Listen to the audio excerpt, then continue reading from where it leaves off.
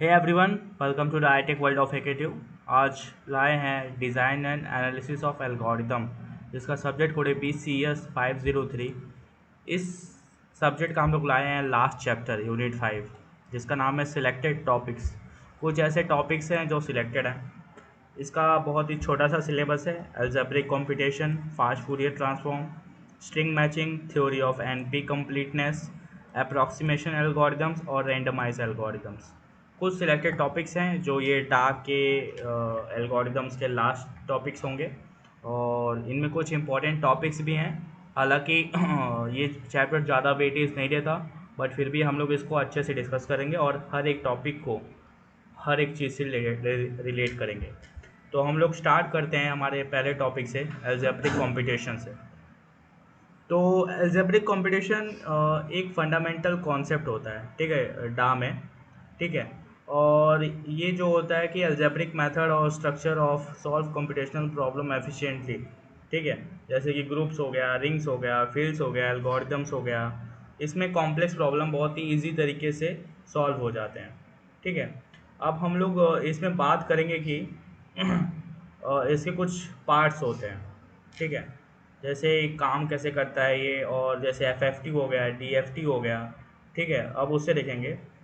तो एक important concept है अलजेब्रिक कंप्यूटेशन, जो है वो डा का एक इम्पॉर्टेंट कॉन्सेप्ट है, जिसमें हम अलजेब्रिक मेथड का यूज़ करके कंप्यूटेशनल प्रॉब्लम को एफिशिएंटली सॉल्व करते हैं। इसमें हम जो है अलजेब्रिक स्ट्रक्चर जैसे ग्रुप्स, रिंग्स और फील्ड्स का इस्तेमाल करते हैं, ताकि ऑपरेशन को ज़्यादा इफेक्टिव तरीके से परफॉर्म किया जा सके, और स्पेशली जब कॉम्प्लेक्स ऑपरेशन इन्वॉल्व होते हैं, ठीक है। इसके कुछ की कॉन्सेप्ट जैसे polynomial operation, matrix operation, FFT यानी फास्ट फूरियर ट्रांसफॉर्म, ठीक है, और मॉड्यूलर अरिथमेटिक, ठीक है। और इसमें बहुत सारे अप्रोच होते हैं। काम कैसे करते हैं, जैसे दोनों पॉलिनोमियल्स को कुछ पॉइंट्स पर इवेलुएट करते हैं एफएफटी का यूज़ करके, ठीक है। और फिर उसी तरीके से हम लोग सॉल्व करते हैं। और फिर ऐसे मतलब मैट्रिक्स मल्टीप्लिकेशन, ठीक है। ऐसे करते हैं हम लोग, हर एक प्रॉब्लम को अच्छी तरीके से सॉल्व करते हैं ये अलजेब्रिक कंप्यूटेशन में। तो इसको थोड़ा और इंटरेस्टिंग बताने के लिए चलिए हम लोग इसकी हिस्ट्री की बात करते हैं। तो अलजेब्रिक कंपटीशन का कॉन्सेप्ट एशियन टाइम से शुरू होता है, जब लोग बेसिक अरिथमेटिक और अलजेब्रिक ऑपरेशन को सिस्टमेटिकली सॉल्व करने लगे थे, ठीक है। लेकिन कंप्यूटेशनल मैथमेटिक्स का एक्चुअल डेवलपमेंट तब हुआ जब मैकेनिकल और इलेक्ट्रॉनिक कंप्यूटर्स का इन्वेंशन किया गया, जो लार्ज स्केल कैलकुलेशन को एफिशिएंटली हैंडल कर सकते थे, ठीक है। अगर इसकी historical background of algebraic computation की बात करें, तो जो हमारे एशियन रोबोट्स थे जैसे बेबीलोनियंस और ग्रीक्स, ठीक है। एशियन सिविलाइजेशन जैसे बेबीलोनियंस और ग्रीक्स ने अलजेब्रिक मेथड्स का यूज़ किया था, ठीक है, टू सॉल्व लीनियर और क्वाड्रेटिक इक्वेशंस। बेबीलोनियंस ने कुछ बेसिक अलजेब्रिक फार्मूलाज डेवलप किए थे, और ग्रीक्स ने ज्योमेट्री बेस्ड मेथड्स का यूज़ करके अलजेब्रिक प्रॉब्लम सॉल्व किया था, ठीक है।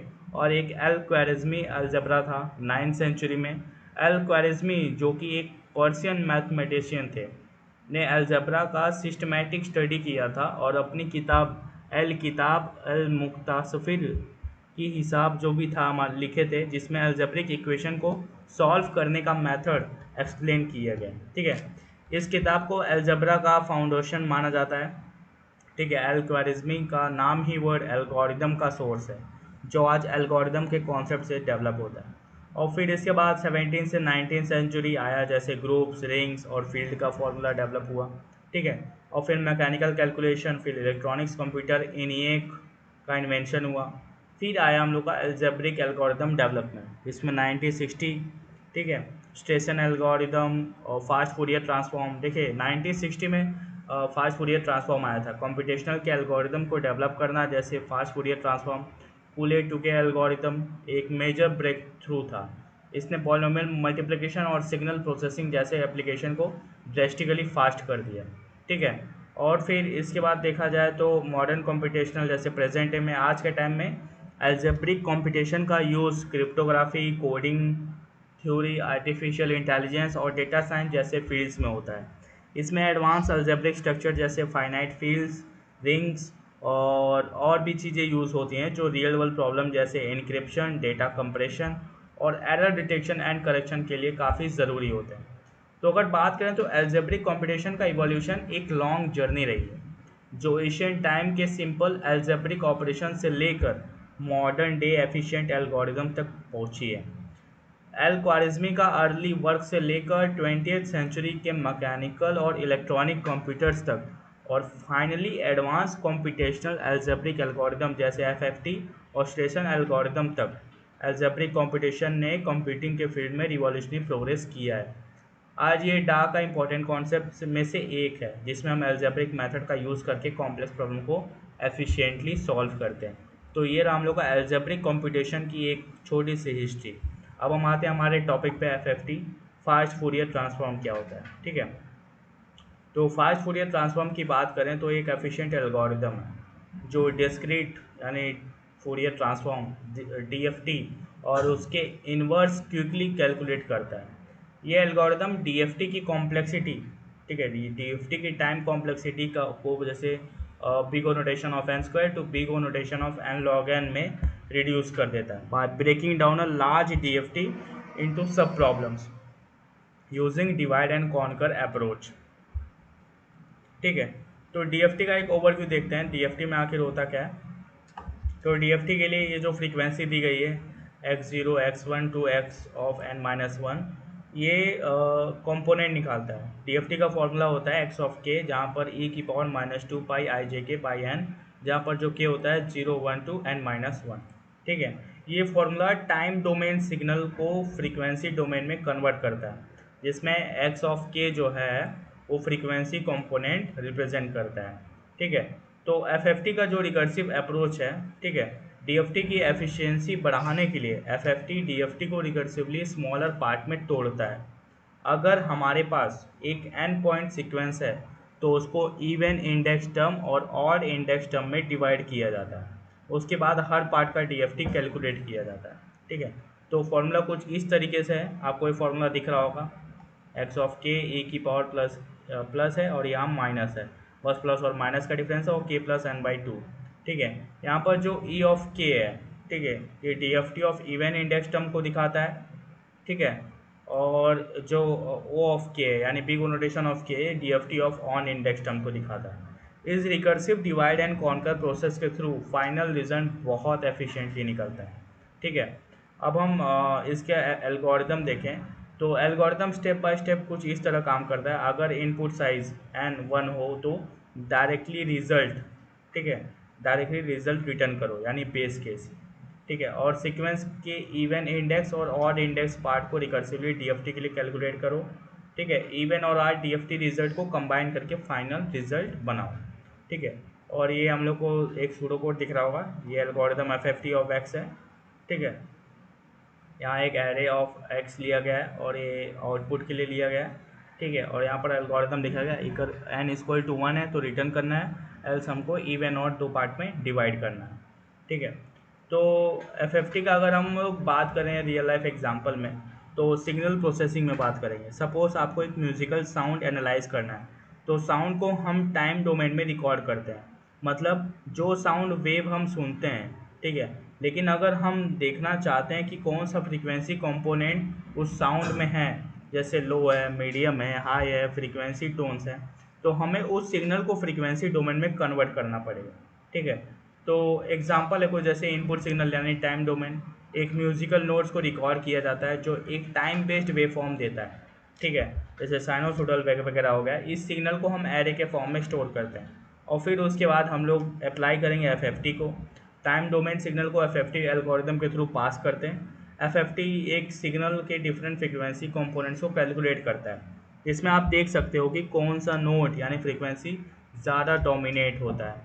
और फिर इसके बाद क्या, आउटपुट सिग्नल फ्रीक्वेंसी डोमेन, जैसे हमारे पास कुछ एप्लीकेशन है signal processing, image processing, audio compression और सॉल्व पार्शियल डिफरेंशियल इक्वेशन। तो एप्लीकेशंस वगैरह लिखने को आता है एग्जाम में, और एफएफटी तो पूछा जाता है कि एफएफटी होता क्या है। एग्जाम के एग्जामिनेशन पॉइंट ऑफ व्यू से क्वेश्चन थोड़ा इंपॉर्टेंट हो जाता है कि सिग्नल प्रोसेसिंग में म्यूजिकल साउंड्स, हार्ट बीट्स और कम्युनिकेशन सिग्नल को एनालाइज करने के लिए एफएफटी का यूज़ होता है। टाइम बेस्ड सिग्नल को फ्रीक्वेंसी डोमेन में कन्वर्ट करके उनको फिल्टर करते हैं या कंप्रेस करते हैं। एग्जाम्पल की बात करें, आपका मोबाइल जब कॉल सिग्नल रिसीव करता है तो उसमें नॉइज़ फिल्टरिंग के लिए एफएफटी का यूज़ होता है ताकि आप क्लियरर साउंड सुन पाओ। और फिर इमेज प्रोसेसिंग की बात करें तो एफएफटी का यूज़ इमेज फिल्टरिंग और कंप्रेशन में होता है, यानी फ्रीक्वेंसी डोमेन में इमेज को प्रोसेस करके उन्हें कंप्रेस किया जाता है। ठीक है, एग्जाम्पल की बात करें, जब आप एक ब्लरी इमेज को शार्पन करते हो तो एफएफटी को अप्लाई करते हो, उन फ्रीक्वेंसी को हाईलाइट किया जाता है जो शार्पन एजेस को रिप्रेजेंट करता है। और फिर क्या, ऑडियो कंप्रेशन, फिर इसके बाद solve partial differential equation, FFT का यूज़ होता है। अब हम आते हैं हम लोग तो अगर हम बात करें पूरा ओवरऑल एफएफटी की, तो एफएफटी यानी फ्रीक्वेंसी, ठीक है, एफएफटी का फुल फॉर्म हमारे पास ये था, यानी फास्ट फूरियर ट्रांसफॉर्म। तो फास्ट फूरियर ट्रांसफॉर्म एक पावरफुल एल्गोरिदम है जो रियल वर्ल्ड एप्लीकेशन में वाइड यूज़ होता है। इसमें सिग्नल प्रोसेसिंग, इमेज प्रोसेसिंग और ऑडियो कंप्रेशन जैसे इंपॉर्टेंट फील्ड्स इंक्लूड होते हैं। ठीक है, और recursive divide and conquer technique को अप्लाई करके एफएफटी कॉम्प्लेक्स कंप्यूटेशन को एफिशिएंटली सॉल्व करता है, जो कंप्यूटेशनल मैथमेटिक्स और इंजीनियरिंग में एक मेजर ब्रेक थ्रू है। ठीक है, अब हम बात करेंगे स्ट्रिंग मैचिंग क्या होता है। तो स्ट्रिंग मैचिंग में एक बहुत इंपॉर्टेंट कॉन्सेप्ट है। ये कुछ सिलेक्टेड टॉपिक्स हैं जो हम लोग में पढ़ रहे हैं। ठीक है, और स्ट्रिंग मैचिंग एक बहुत इंपॉर्टेंट कॉन्सेप्ट है जिसमें हम एक गिवन पैटर्न पी को किसी टेक्स्ट टी के अंदर ढूंढते हैं। ये प्रॉब्लम काफ़ी यूज़फुल होता है रियल लाइफ एप्लीकेशन जैसे text editor, DNA sequence analysis, search engines और पैटर्न रिकॉग्निशन में। ठीक है, तो स्ट्रिंग मैचिंग प्रॉब्लम का एक ओवरव्यू देखते हैं। जैसे हम लोग को इनपुट टेक्स्ट टी की लेंथ n है और पैटर्न p की लेंथ m है। ठीक है, गोल क्या है, पैटर्न p के सभी ऑकरेंसेस को टेक्स्ट टी में ढूंढना है। ठीक है, और आउटपुट क्या है, सभी स्टार्टिंग इंडिसेस जहाँ p t के अंदर मैच हो रहा है। इसकी कुछ एप्लीकेशंस हैं। ठीक है, जैसे text editor, search engine, bio information. ठीक है, हमारे पास कुछ से डिफिनीशन है, इसको डिस्कस करेंगे। पहला क्या, स्ट्रिंग। एक स्ट्रिंग कैरेक्टर्स का सीक्वेंस होता है, जैसे एस इक्वल टू ABCD। और फिर सब स्ट्रिंग, स्ट्रिंग का कोई भी कंटिन्यूस पार्ट, जैसे एस इक्वल टू ABCD का एक सबस्ट्रिंग है ABC या D। और फिर प्रॉपर सबस्ट्रिंग क्या होता है कि ऐसे सबस्ट्रिंग्स जो पूरे स्ट्रिंग के बराबर नहीं होते। एग्जाम्पल की बात करें, एस इक्वल टू ABCD। ठीक है, और ABC जो होता है एक प्रॉपर सबस्ट्रिंग है लेकिन ABCDE नहीं है। फिर प्रीफिक्स की बात करेंगे, तो प्रीफिक्स की बात करेंगे, स्ट्रिंग का स्टार्टिंग पार्ट। एग्जाम्पल की बात करें तो एस इक्वल टू ABCD और A। ठीक है, ABC जो है वो एक प्रीफिक्स है, ABC जो है वो एक प्रीफिक्स है, और सफिक्स मतलब CD क्या है, एक सफिक्स है जो पीछे लग रहा है। ठीक है, तो कुछ टाइप्स हैं जैसे स्ट्रिंग मैचिंग के, पहला क्या, नेव, रैबिन कार्प एल्गोरिथम और नूथ मॉरिस प्राट। ठीक है, तो नेव स्ट्रिंग मैचिंग क्या होता है, पैटर्न पी को हर पॉसिबल पोजीशन पर चेक करता है। ठीक है, पैटर्न पी को हर पॉसिबल पोजीशन पर चेक करता है। और रैबिन कार्प एल्गोरिथम क्या करता है, पैटर्न मैचिंग के लिए हैशिंग का यूज़ करता है। और नूथ मॉरिस प्रैथ क्या करता है, पैटर्न को प्री प्रोसेस करके प्रीफिक्स फंक्शन बनाता है ताकि अननेसेसरी कंपैरिजन अवॉइड किया जा सके। ठीक है, अब एक एक करके समझते हैं थोड़ा डिटेल में। अब नैव स्ट्रिंग मैचिंग एल्गोरिदम यहाँ पर दिया है, तो नैव एल्गोरिदम पैटर्न पी को टेक्स्ट टी के हर पॉसिबल पोजीशन पर कंपेयर करता है। ये अप्रोच सिंपल है लेकिन इनएफिशिएंट हो सकता है जब टेक्स्ट या पैटर्न बड़ा हो। तो यहाँ पर हमें एक सूडो कोड दिया है, एल्गोरिदम नेव स्ट्रिंग मैचर। ठीक है, TNP दिया गया। ठीक है, यहाँ इनपुट दिया गया है text t of length n और pattern p of length m। यहाँ आउटपुट क्या है कि starting indices where p occurs in t। अब यहाँ पर एक लूप लगाया गया for s equal to 0 to n minus m, फिर डू लूप लगाया गया है। ठीक है, अगर t इक्वल टू इतना होगा तो print pattern occurs at indices. और फिर अगर t इक्वल टू, हम लोग समझ लो, अगर t इक्वल टू हो जाएगा ABC और p इक्वल टू ABC, तो नैव एल्गोरिदम हर पोजीशन पर मैच चेक करेगा और p को इंडिसेस 0, 3 और 6 पर मैच करता हुआ पाएगा। अब हम लोग आते हैं रैबिन कार्प एल्गोरिदम। तो रैबिन कार्प एल्गोरिदम हैशिंग का यूज़ करता है ताकि पैटर्न मैचिंग क्विकली हो सके। इसमें टेक्स्ट टी के सबस्ट्रिंग और पैटर्न पी का हैश वैल्यू कंपेयर किया जाता है। अगर हैश वैल्यू मैच करते हैं तो एक्चुअल पैटर्न मैच चेक किया जाता है। तो इसके ड्रॉबैक कुछ होते हैं, ठीक है। ड्रॉबैक ये होते हैं कि हैश कोलिशन हो सकता है, मतलब different substring same hash value दे सकता है, जिससे फॉल्स पॉजिटिव मिल सकते हैं। अब हम लोग के पास आता है नूथ मॉरिस, ठीक है, नूथ मॉरिस प्रैट एल्गोरिथम। अब KMP एल्गोरिथम पैटर्न पी को प्री प्रोसेस करता है ताकि हम कुछ कैरेक्टर्स को स्किप कर सकें जब मैचिंग हो रही हो। इस एल्गोरिथम में हम प्रीफिक्स फंक्शन या पाई एरे बनाते हैं जो ये बताता है कि कितने कैरेक्टर्स मैच हो चुके हैं और हमें नेक्स्ट कहाँ से मैच स्टार्ट करना चाहिए, ठीक है। अगर हम P = A B ले रहे हैं, ठीक है, और हमारे पास कुछ इंडिसेस दिए गए हैं, ठीक है, हमारे पास कुछ इंडिसेस है, जैसे मान लीजिए एक एग्जांपल ले रहे हैं, ठीक है, हमारे पास इंडिसेस दिए हैं 0 1 2 3 4 5 और यहाँ A B और हमारा प्रीफिक्स फंक्शन ये है 0 0 1 0, ये समझ लीजिए एक टेबल ही है, ठीक है, ये टेबल अच्छे से डिवाइड है और यहाँ पर ये एक ये हो जा रहा है, एक ये हो जा रहा है और फिर ऐसे करके हमारे पास एक टेबल बना हुआ है, ठीक है। तो अगर हम बात करें step by step calculation of pi करें तो पाई ऑफ 0 = 0 क्योंकि ए का कोई प्रॉपर प्रीफिक्स नहीं है, और फिर पाई ऑफ 1 = 0 क्योंकि बी जो है ए से मैच नहीं करता। वैसे ही करते करते हम बात करेंगे तो पाई ऑफ 5 में जब पहुँचेंगे =2 क्योंकि ए बी जो है मैच करता है प्रीफिक्स ए बी के साथ, ठीक है।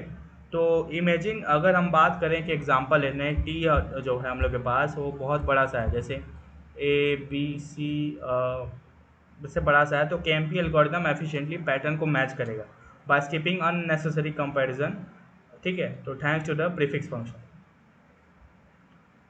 अब DNA सीक्वेंस की अगर बात करें हम लोग इसका एक एग्जांपल लेते हुए, तो जैसे हम लोग DNA सीक्वेंस एनालिसिस में पैटर्न मैचिंग काफ़ी कॉमन है। सपोज एक DNA सीक्वेंस T में आपको एक स्पेसिफिक जेनेटिक पैटर्न P को ढूंढना है, तो DNA का स्ट्रक्चर काफ़ी कॉम्प्लेक्स होता है और मिलियंस ऑफ बेस पेयर से बना होता है। तो KMP जैसे एल्गोरिथम का यूज़ करके आप एफिशिएंटली इस पैटर्न को मैच कर सकते हो, जिससे जेनेटिक रिसर्च और डिजीज़ डिटेक्शन में मदद मिलती है, ठीक है।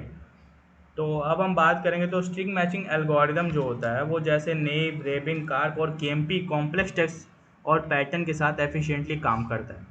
इन एल्गोरिदम का यूज़ करके रियल वर्ल्ड एप्लीकेशन जैसे सर्च इंजन, टेक्स्ट एडिटर और बायो इन्फॉर्मेटिक्स में किया जाता है, जिसमें एफिशिएंट और फास्ट मैचिंग एसेंशियल होता है। अब हम बात करेंगे थ्योरी ऑफ NP कंप्लीटनेस। ये एग्जामिनेशन पॉइंट ऑफ व्यू से थोड़ा इंपॉर्टेंट होता है NP कंप्लीटनेस। तो NP कंप्लीटनेस एक इम्पॉर्टेंट कॉन्सेप्ट है, ठीक है, जो कॉम्पिटिशनल प्रॉब्लम्स के कॉम्प्लेक्सिटी को समझने के लिए यूज़ होता है। NP कंप्लीट प्रॉब्लम वो प्रॉब्लम्स होते हैं जिनके लिए अब तक कोई भी एफिशिएंट पॉलिनोमियल टाइम सॉल्यूशन नहीं मिला है, लेकिन अगर सॉल्यूशन दिया जाए तो उसको पॉलिनोमियल टाइम में वेरीफाई किया जा सकता है, ठीक है। कुछ प्रॉब्लम क्लासेस होते हैं जैसे कि P, NP और NP कंप्लीट। अब क्लास P की बात करेंगे तो ये वो प्रॉब्लम हैं जो पॉलिनोमियल टाइम में सॉल्व किया जा सकता है एक डिटर्मिनिस्टिक ट्यूरिंग मशीन से, फॉर एग्जांपल सॉर्टिंग एल्गोरिदम जैसे मर्ज सॉर्ट। अब क्लास NP की बात करेंगे तो NP क्लास के प्रॉब्लम्स वो हैं जिनके सॉल्यूशन को पॉलिनोमियल टाइम में वेरीफाई किया जा सकता है एक डिटर्मिनिस्टिक ट्यूरिंग मशीन से, जैसे कि सुडोकू पजल वेरिफिकेशन। एक बार सॉल्यूशन मिल गया तो जल्दी से वेरीफाई किया जा सकता है। और फिर क्लास NP कंप्लीट क्या होता है? NP कंप्लीट प्रॉब्लम वो हैं जो NP क्लास में आते हैं और उनका हर एक NP प्रॉब्लम जितना ही डिफ़िकल्ट होता है, अगर किसी एक NP कंप्लीट प्रॉब्लम के पॉलिनोमियल टाइम सॉल्यूशन मिल जाए तो सारे NP प्रॉब्लम्स पॉलिनोमियल टाइम में सॉल्व हो जाएंगे, जैसे TSP ट्रैवलिंग सेल्समैन प्रॉब्लम, ठीक है। अब रिलेशनशिप बिटवीन क्लासेस तो क्या है, तो यहाँ पर दिखा है, यहाँ पर ये लिखा है, ठीक है, अगर P = NP होता है, ठीक है, अगर P = NP होता है तो हर NP प्रॉब्लम का पॉलिनोमियल टाइम सॉल्यूशन मिल जाएगा, लेकिन अब तक ये सॉल्व नहीं हो पाया है और ये एक फेमस ओपन क्वेश्चन, ठीक है, ये रिलेशनशिप ये फेमस ओपन क्वेश्चन है जो सॉल्व नहीं हो पाया अभी तक। और फिर TSP की बात करेंगे तो ट्रेवलिंग सेल्समैन प्रॉब्लम क्या होता है कि एक NP कंप्लीट प्रॉब्लम है जिसमें एक सेल्समैन को एक लिस्ट ऑफ सिटीज़ दी गई है और हर सिटी के बीच का डिस्टेंस दिया होता है। इस प्रॉब्लम में सेल्समैन को हर सिटी को एग्जैक्टली एक बार विजिट करके ओरिजिन सिटी में वापस आना होता है और उसको शॉर्टेस्ट रूट निकालना होता है। ये प्रॉब्लम काफ़ी टफ होता है क्योंकि ये एनपी कंप्लीट क्लास में आती है। अब एनपी कंप्लीटनेस होता क्या है? एनपी कंप्लीटनेस एक कैटेगरी है डिसीजन प्रॉब्लम की जो एनपी और एनपी हार्ड प्रॉब्लम के इंटरसेक्शन में आती है। अगर किसी एनपी कंप्लीट प्रॉब्लम का पॉलिनोमियल टाइम सॉल्यूशन मिल जाए तो सभी एनपी प्रॉब्लम को पॉलिनोमियल टाइम में सॉल्व किया जा सकता है। एनपी कंप्लीटनेस का कॉन्सेप्ट स्टीफन कुक और रिचार्ड कार्प ने इंट्रोड्यूस किया था और ये कॉन्सेप्ट कुक लेविन थ्योरम का थ्रू फेमस हुआ था। ठीक है, अब हम बात करेंगे एनपी हार्ड और versus NP complete and polynomial time problems. NP hard क्या होता है? अगर हर एनपी प्रॉब्लम को एक गिवन प्रॉब्लम में पॉलिनोमियल टाइम में रिड्यूस किया जा सके तो उस प्रॉब्लम को एनपी हार्ड कहा जाता है। यह एनपी क्लास में ज़रूरी नहीं होता है। ठीक है, और वैसे एनपी कंप्लीट क्या होता है? एक प्रॉब्लम तब एनपी कंप्लीट कहलाता है जब वो दोनों एनपी और एनपी हार्ड हो। अब पॉलिनोमियल टाइम प्रॉब्लम क्या होता है?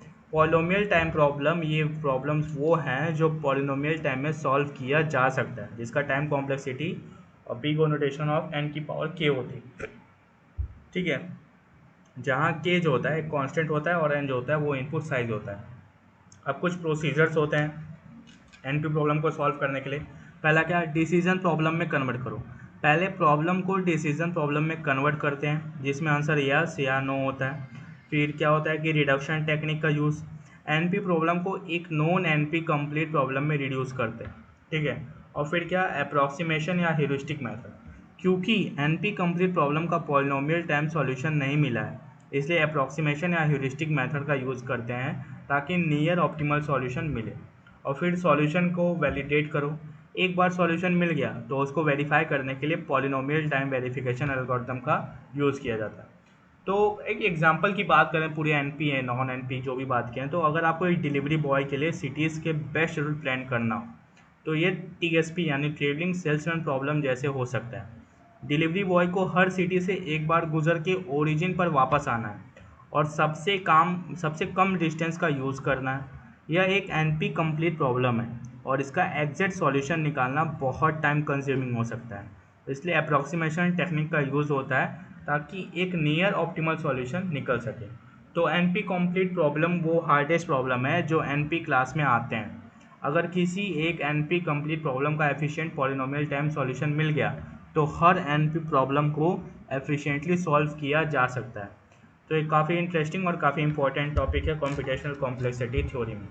अब हम कुछ कंपैरिजन यहाँ पर दिया है, इस कंपैरिजन को देखते हैं। तो एनपी कंप्लीट और एनपी हार्ड प्रॉब्लम के बीच कंपैरिजन करने के लिए हम कुछ की क्राइटेरिया यूज़ करते हैं। दोनों क्लासेस को डिफरेंसेस समझना बहुत ज़रूरी है, स्पेशली जब हम कंप्यूटेशनल थ्योरी पढ़ रहे होते हैं। अब इसका डिफिनेशन देखते हैं।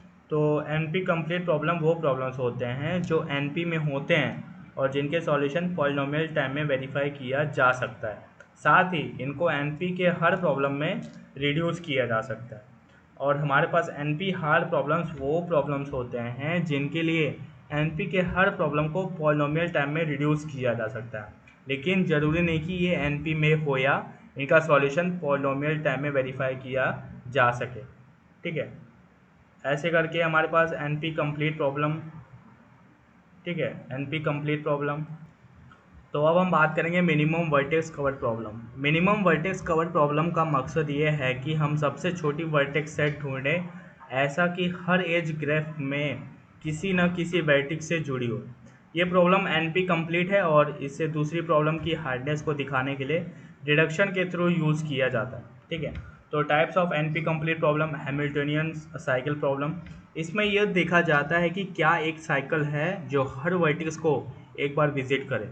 और फिर क्लिक प्रॉब्लम, दिए गए ग्राफ में एक कंप्लीट सब ग्राफ ढूंढना होता है जो एक स्पेसिफाइड साइज का हो। ठीक है, अब ये Hamiltonian circuit is NP complete है या नहीं। तो हैमिल्टनियन सर्किट के एनपी कंप्लीट होने के प्रूफ करने के लिए हमें एनपी में होना दिखाना होगा। ठीक है, यह दिखाना होता है कि प्रॉब्लम एनपी में है क्योंकि एक दिया गया सॉल्यूशन पॉलिनोमियल टाइम में वेरीफाई किया जा सकता है। और फिर क्या? रिडक्शन, एक एग्जिस्टिंग एनपी कंप्लीट प्रॉब्लम जैसे 3 सेट को हैमिल्टनियन सर्किट प्रॉब्लम में रिड्यूस करना होता है।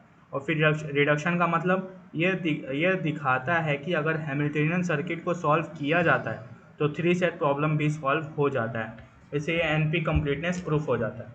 वैसे क्लिक प्रॉब्लम क्या बोलेंगे कि एनपी में होना दिखाना, ये दिखाना होता है कि प्रॉब्लम एनपी में है या क्योंकि इसकी पोटेंशियल सॉल्यूशन को पॉलिनोमियल टाइम में वेरीफाई किया जा सकता है। वैसे ही हर प्रॉब्लम को देखेंगे। और फिर टीएसपी इनकम्प्लीट है कैसे हम लोग प्रूफ करेंगे।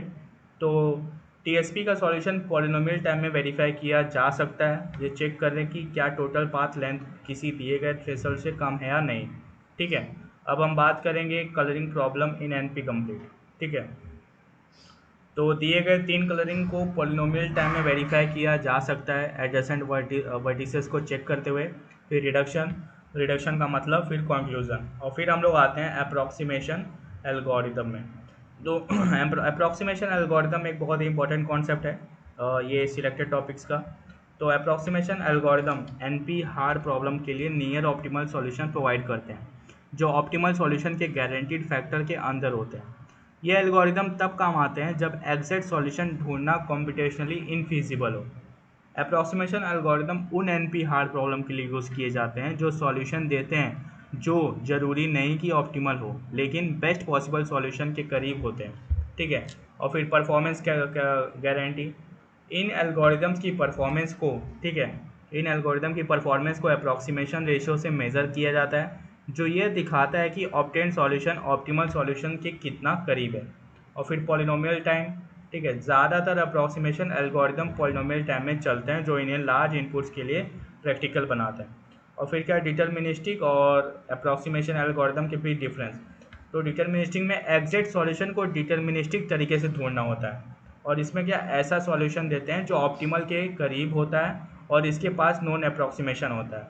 इसमें क्या गारंटी एग्जैक्ट करेक्टनेस और एक guarantee closeness to the optimal solution. ठीक है, और फिर इसमें हम लोग एग्जांपल की बात करेंगे travelling salesman as a two approximation algorithm.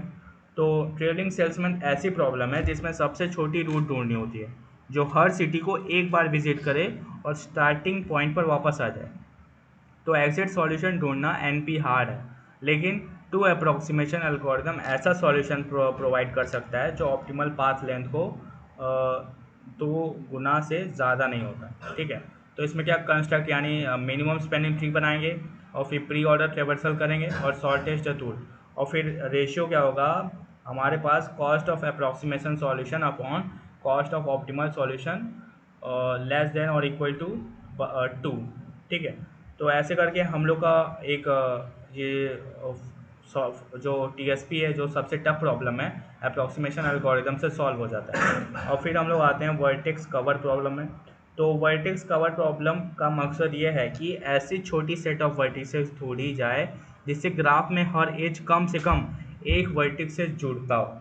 ठीक है, तो अगर हम बात करें तो वर्टेक्स कवर के लिए अप्रॉक्सीमेशन एल्गोरिदम इनपुट, ठीक है, ये वर्टिसेस है और ये एज है। ठीक है, और फिर इनिशियलाइज करेंगे वर्टिसेस कवर C=5 इनिशियलाइज करें जब तक ई में एजेस हैं। तो अगर हम बात करें तो यू वी बिलोंग्स टू ई और ऐड बोथ करेंगे यू एंड वी टू सी और फिर इसके बाद सारे एजेस को रिमूव कर देंगे। ठीक है, तो एल्गोरिदम का एनालिसिस करें तो टाइम कॉम्प्लेक्सिटी हमारे पास ये होगी। ठीक है, big notation of mod of E, जहाँ पर मॉड ऑफ ई जो होता है नंबर ऑफ एजेस होगा। अप्रॉक्सीमेशन रेशियो हमारे पास ये होगा और परफॉर्मेंस कैटेगरी। और हमारे पास ये कुछ प्रूफ हैं। तो अगर प्रूफ की बात करें तो जब भी एक एज चुनिए जाते हैं तो उसको दोनों वर्टिसेस कवर में ऐड किए जाते हैं। तो वर्स्ट केस में एल्गोरिदम मिनिमम वर्टिसेस की संख्या से 2 गुना ज़्यादा वर्टिसेस।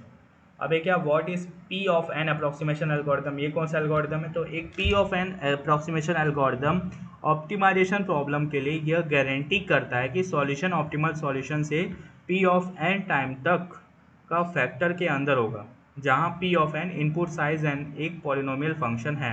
जैसे एक 2 अप्रॉक्सीमेशन एल्गोरिदम का मतलब है कि सॉल्यूशन एटमोस्ट ऑप्टिमल सॉल्यूशन से 2 गुना बड़ा होगा। ठीक है, अब ये टीएसपी पे अप्लाई कर रहा है। अब हम आते हैं हमारे लास्ट टॉपिक में जिसको नाम है रैंडमाइज एल्गोरिदम।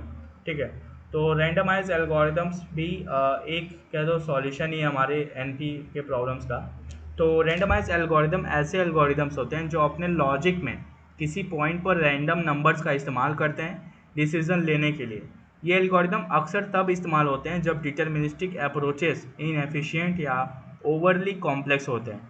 ये कुछ कॉम्पिटिशनल प्रॉब्लम के लिए सिंपलर या फास्टर सॉल्यूशन प्रोवाइड कर सकते हैं।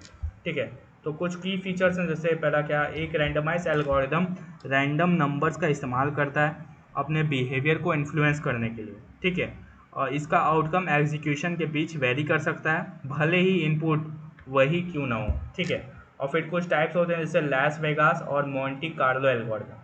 लास वेगास यह हमेशा करेक्ट रिजल्ट देते हैं, पर इनका रनिंग टाइम वेरी करता है। और मोंटी कार्लो क्या करता है कि इसका रनिंग टाइम फिक्स्ड होता है, लेकिन आउटपुट में एरर होने की प्रोबेबिलिटी होती है।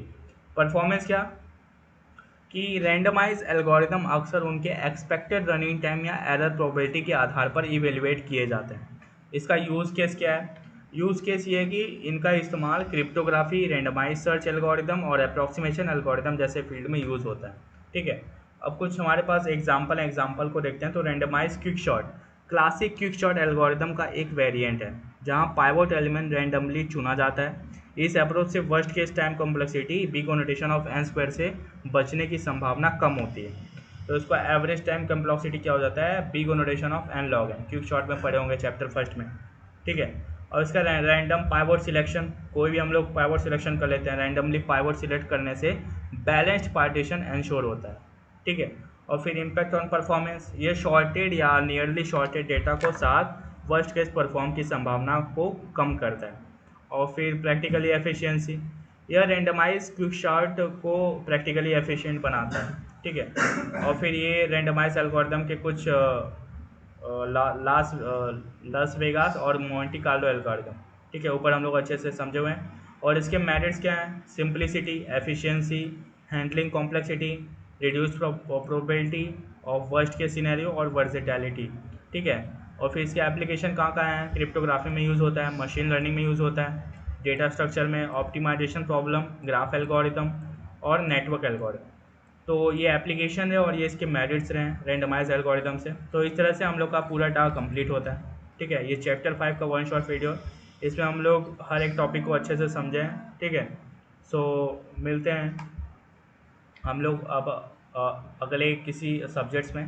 सो till then keep learning and keep watching the I tech world. Thank you.